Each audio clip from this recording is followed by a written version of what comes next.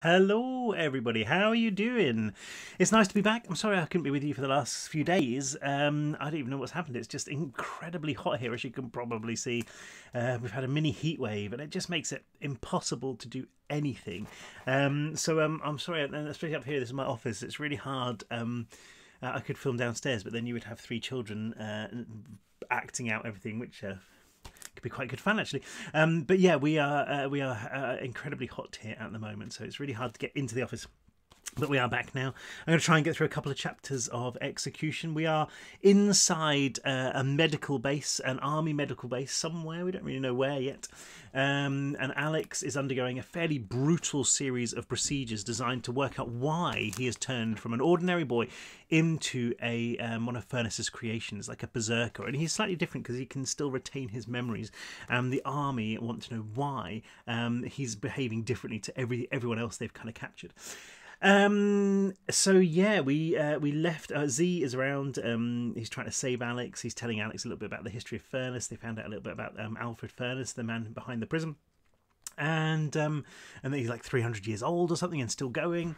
And Alex keeps having nightmares about a stranger, a creature in the orchard, who fed its contaminated blood to young Alfred Furness and basically turned him into a monster, kickstarted the whole thing 300 years ago. The last we saw is that Colonel Alice Panetier, who is basically in charge of the army's response to this, has just realised she's got all she can from Alex while he's alive. So the last we saw is that she basically killed Alex Sawyer in order to find out the secrets of what's inside him. So yeah, the last line was I finally let myself die. So Alex Sawyer is technically dead, and the next chapter is called Death. Okay. It was just as I expected it to be, only somehow different. I could feel my brain shutting down, turning off the various pieces of my mind the way a pilot flicks switches in a plane after landing. First to go were my senses, what little was left of them. The memories were next, every last one, as if somebody was holding a giant eraser to my past, rubbing it into dust, stripping away everything that had ever made me who I was. Eventually all that remained was a single thought, a billion actions and dreams and emotions, all leading up to this final cluster of unspoken words. It doesn't hurt. Then death was there. More than anything else, it felt as though I was on a beach at night, a vast black tidal wave blasting towards me, unseen and unheard, but felt in every single fibre of my being. It seemed to make the whole universe groan as it towered overhead, so powerful it could shake the stars from the sky. It fell, slamming down, pulling me into its churning heart. A moment of terror, followed by an eternity of peace. No, not an eternity. The peace didn't last. There was a flash of fire in that dark ocean, an underwater explosion. It lit up the world around me for a second, and I realised I was sinking. I could feel the pressure growing, making my ears pop. I tried to take a breath and couldn't. Death wasn't supposed to be like this, was it? I didn't know exactly what I'd expected, but more than anything I'd hoped it would be the end of everything, the end of fear, of the pain, of the anger. But this... There was another rippling blast, fire trapped inside bubbles of air, painting the ocean shades of gold and blue. It seemed to emanate from me, the flames bursting from my chest, making me feel like I'd been punched. I was still sinking, weights around my ankles, unable to breathe. The panic was causing my brain to reboot, words and thoughts lighting up. I wondered whether I was going to hell. I didn't deserve peace. How could I? I'd committed terrible crimes against my family, against my friends. I'd killed people. That was what was happening. I was going to hell. Maybe this was my eternity, forever sinking into the depths, fire all around me, unable to breathe, unable to switch off, a never-ending descent into madness. The world exploded again, the flames so bright that they lit up something above me. Had they been faces up there? A mix of monsters and men. The light was crushed before I could make sense of the view, but I thought I'd seen berserkers, obsidian eyes set into mangled faces. Or maybe they were demons watching me fall. I sank into the airless depths, the entire universe squatting on my chest, pushing me down. I squirmed, fighting it, trying to rise to the surface, but those dark waters were as solid as the binds that had held me in the world of the living. Another blast, and this time it brought something else with it. Pain. I could feel it in my chest, in my arm, like I was having a heart attack. I couldn't be though, surely, because I was already dead. Something rushed into my arm, as cold as ice water, and when I looked down there was enough light left from the explosion to see a tube fixed into my skin. It seemed to be funneling the dark waters inside me, a pump that sucked the ocean into my veins, filling me with death.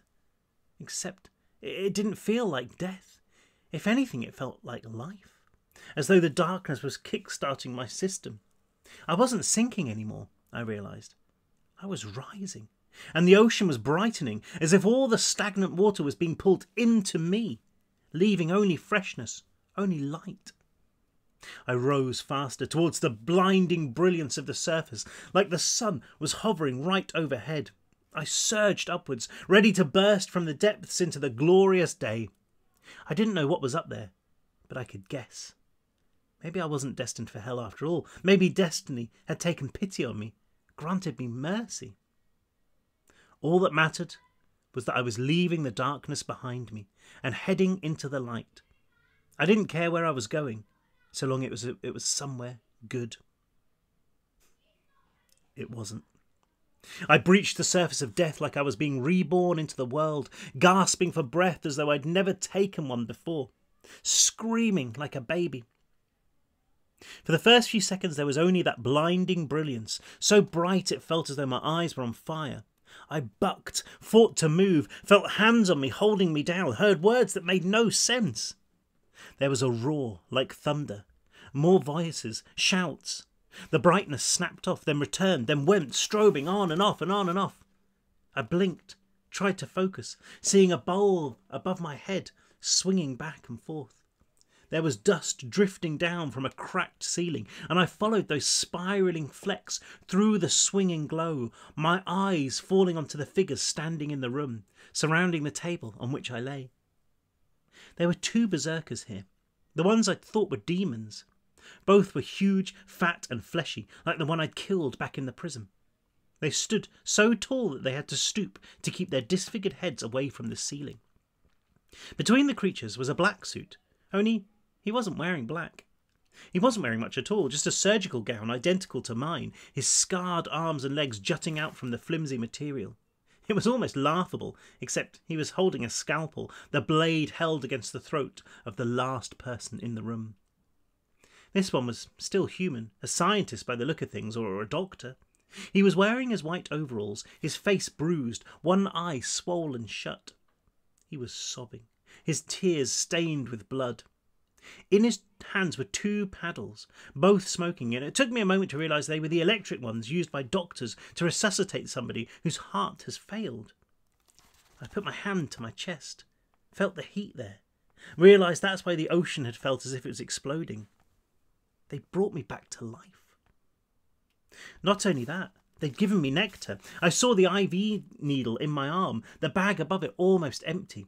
I could feel the strength returning to my muscles. I looked at the scientist, and he must have seen the poison at work inside me, because he staggered back until he hit the fleshy torso of one of the berserkers.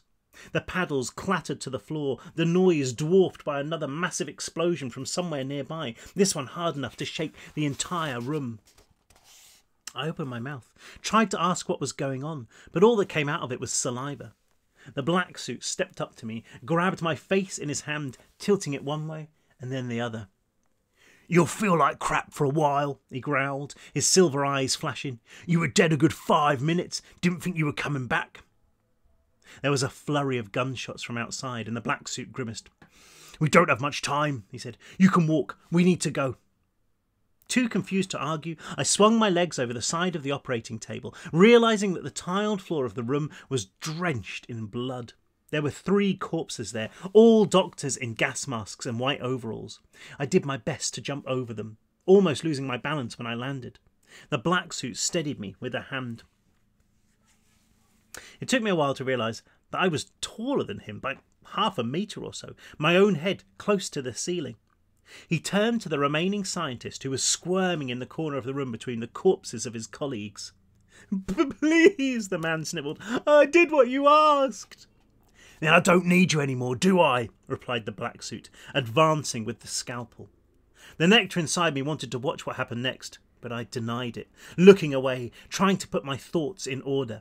It didn't make any sense that these freaks had brought me back to life. No more sense than a berserker acting as my bodyguard in the swimming pool. Furness knew I wanted to kill him, so why didn't he want me dead?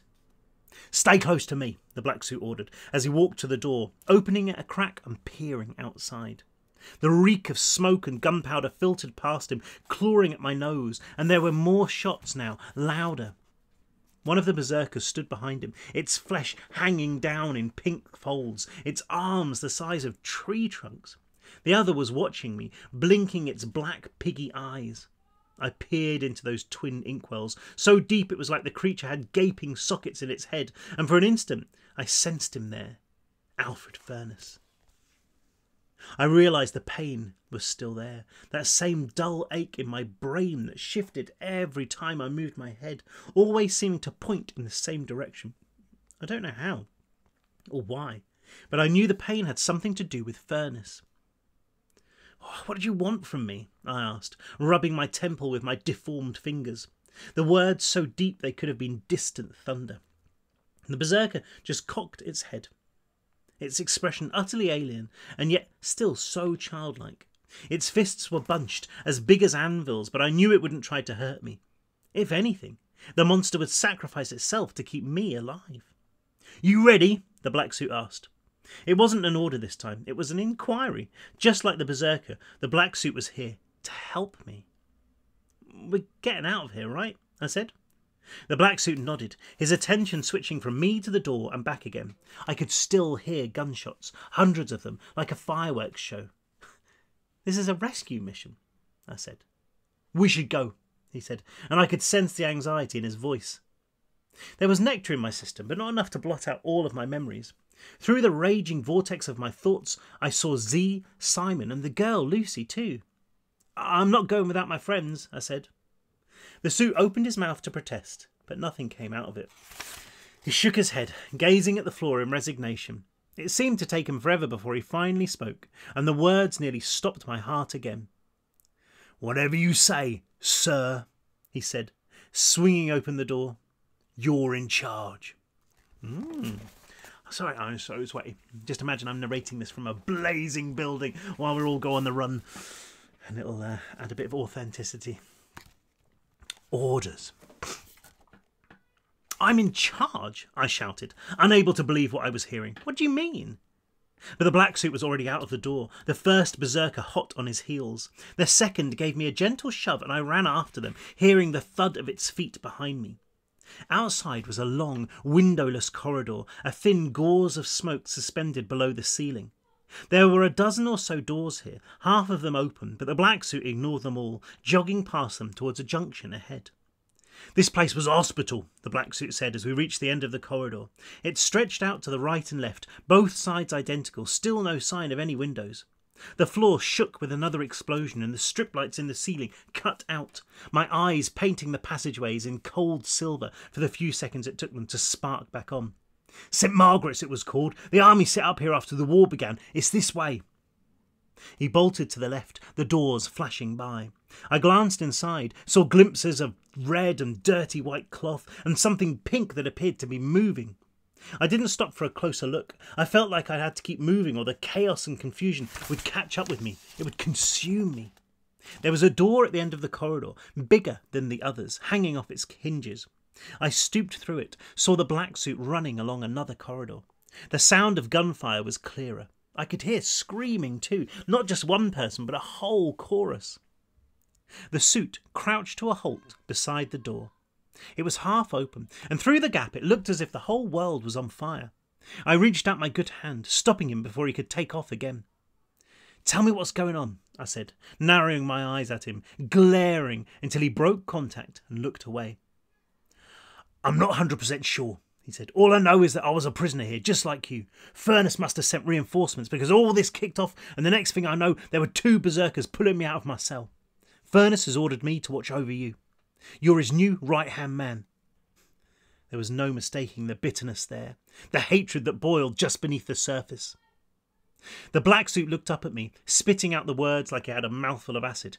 I'm surprised he's not told you anything, seeing how you're his general now.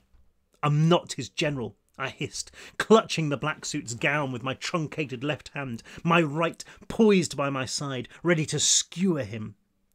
I don't know what he thinks he's doing, but I'm not on his side. I'm not on your side. You get that? There was a growl in stereo behind me, the 2 berserkers crowding in on us. I thought they were coming after me, but the nervous way the black suit looked at them made it clear who'd they protect if it came to a fight. Whatever you say, Sawyer, he replied, shrugging my hand away and focusing his attention on the door.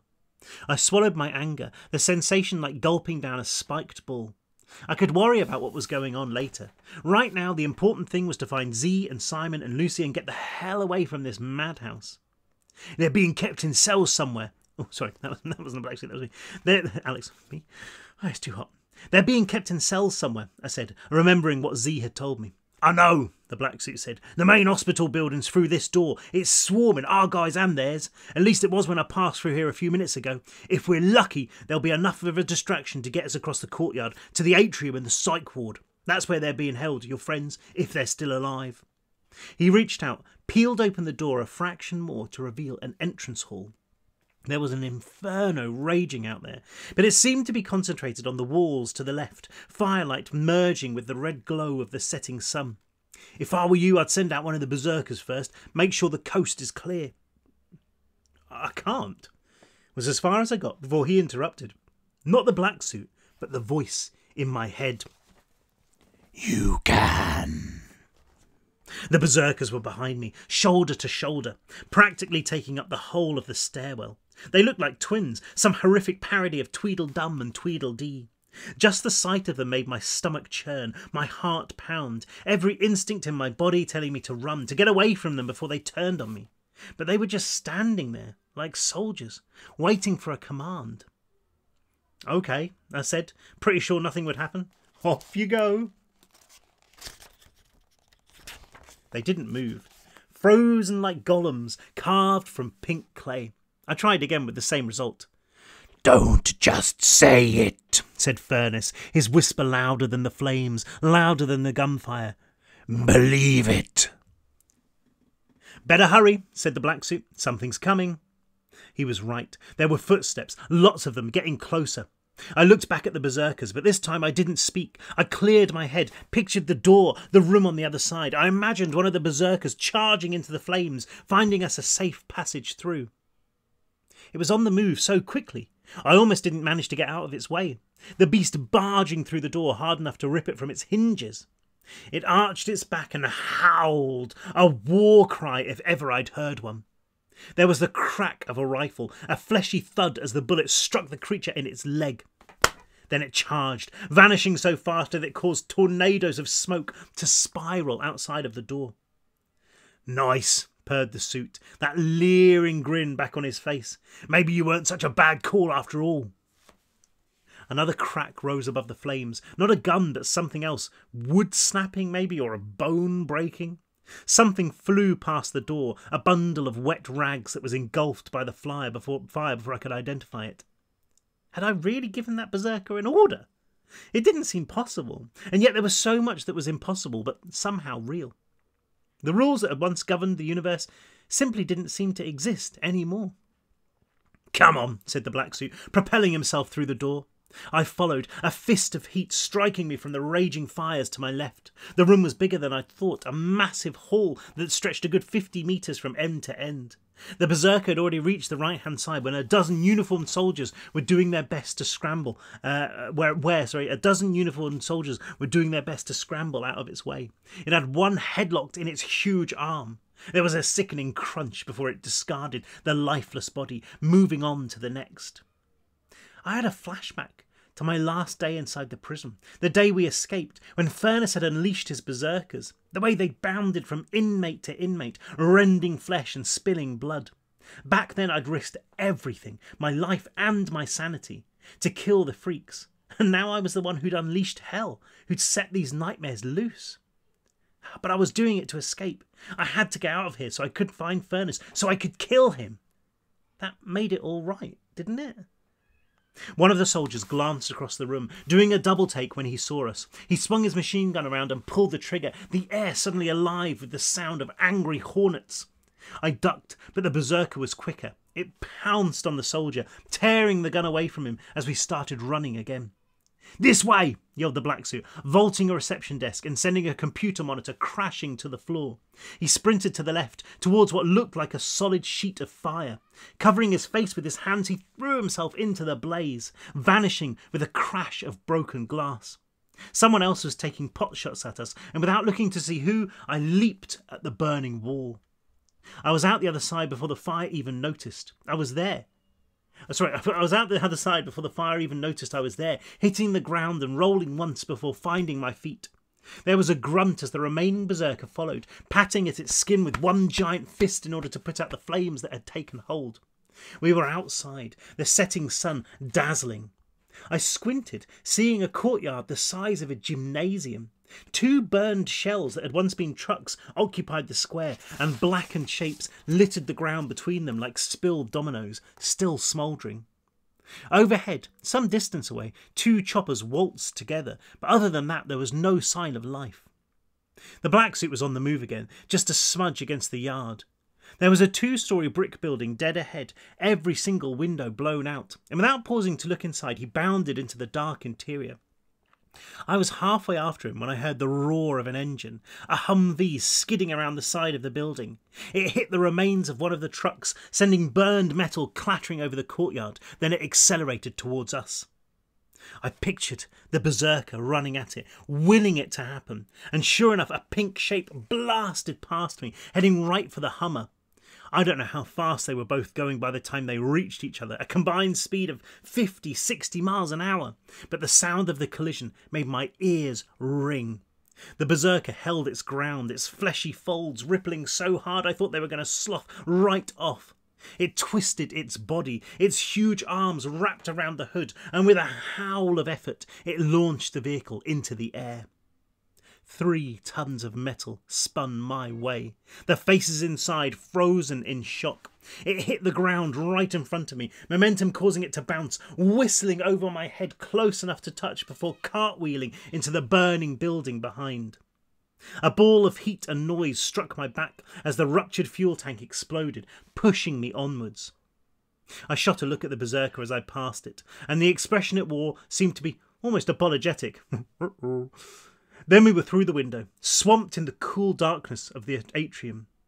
The room we were in was small, classroom-sized, and there was no sign of the suit until he pushed his head through the door in front of us. "Come on, there's no time," he hissed. I caught up, chasing him down another corridor and through a double door, the berserker close behind.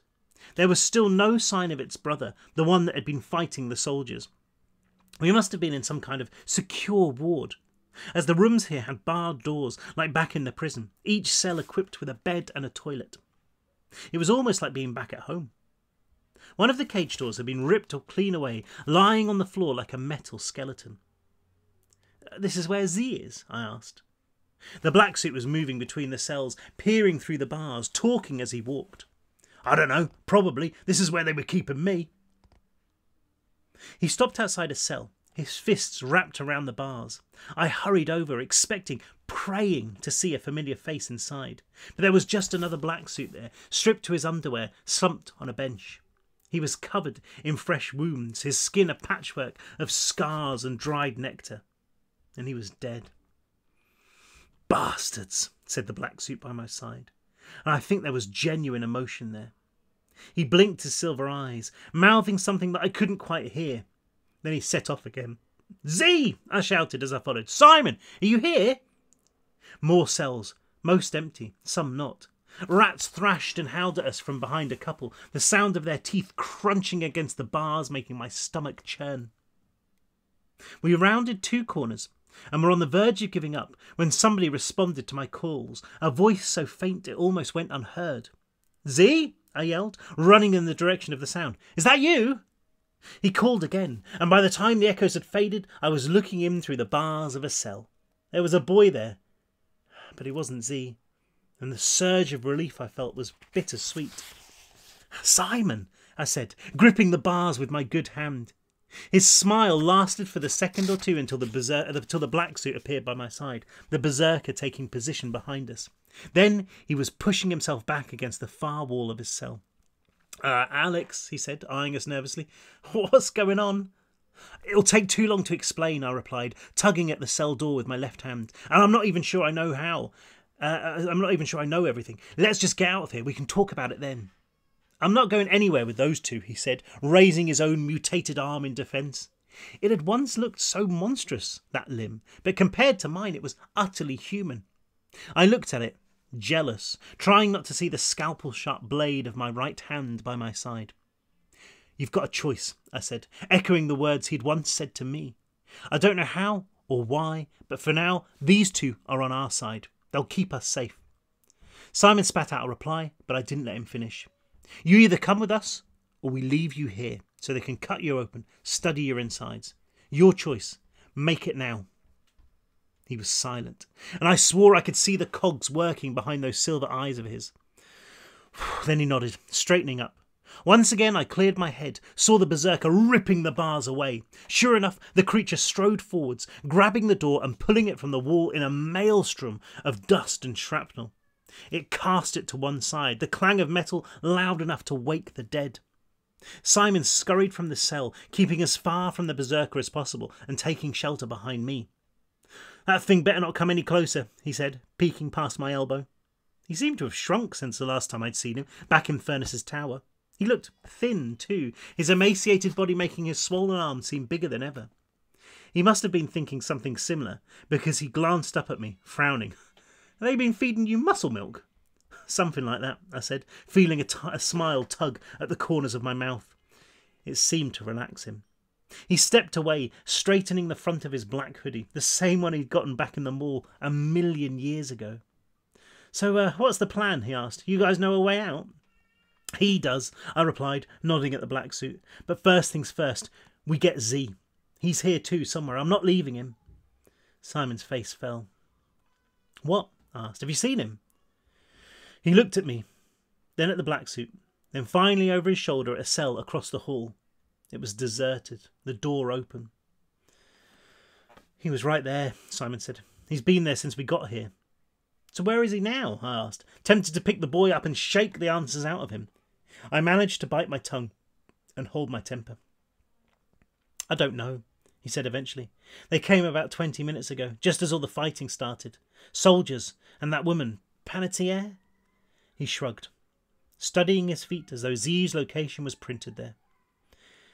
"They came and they took him. He's gone." "Oh no, Z!" That chapter is called Face Off. I'm going to read that one tomorrow because I am literally sweating to death up here. And the one after that is called Extreme Measures. Okay, so I think the next two chapters are some good, scary action chapters coming. Thank you very much for joining. I'm sorry you had to look at my sweaty face. Well, you don't have to actually. I suppose you could like hang something over your screen. That's probably what I would have done. Hopefully it's supposed to have thunderstorms tonight, maybe tomorrow, so hopefully it'll be cool. Hey, I should read the next one during a thunderstorm. That'd be so cool. I'll see. If we get a thunderstorm, I will run up here and I'll start reading because it give a bit of atmosphere. But anyway, I'm sorry. I'm just like wilting like a beautiful flower in the heat. And yeah, I will be back tomorrow. I will be here tomorrow reading the next couple of chapters, maybe 3. But anyway, stay cool, everybody. Or if it's cool where you are, stay warm. Or if it's medium where you are, stay medium. And with that, I bid you farewell. See you tomorrow. Bye.